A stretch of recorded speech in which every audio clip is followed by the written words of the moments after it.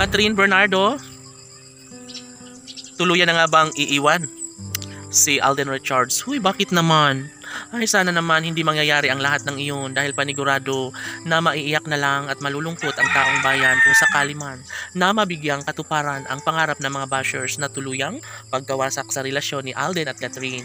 Laging pakatandaan na si Alden Richards lamang ang lalaking nagbibigay kaligayahan at tunay na nagmamahal para sa dalaga, kaya sana'y wag nang magbago pa ang pagtingin ni Catherine para kay Alden Richards. Paano na lang kapag maisa katuparan nga ang kanilang pagkakahiwalay, makakayanan nga kaya ni Alden Richards at tuluyang mawala sa kanya ang pretty girl na si Catherine?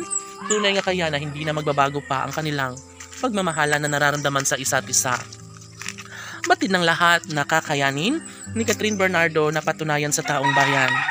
Sana nga ay hindi magbabago ang kanyang pagtingin sa gwapong aktor na si Alden, dahil sayang nga naman ang lahat kapag tuluyang bibitaw si Catherine Bernardo sa kanyang hangarin na makatuluyan ang pretty girl na si Catherine.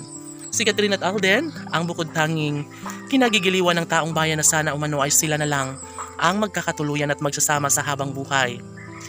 Nais na malaman ng taong bayan kung ano nga ba ang kagustuhan ng dalawang nilalang na ito.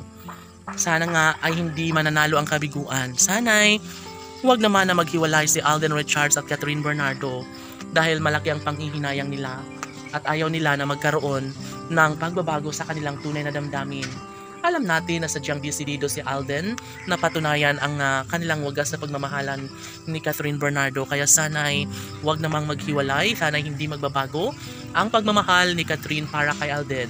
Dahil kung tutusin, sobra umano silang nagkaroon ng malaking posibilidad na hindi na mangyayari pa ang isang pag-iibigang tunay ni Alden Richards at Catherine.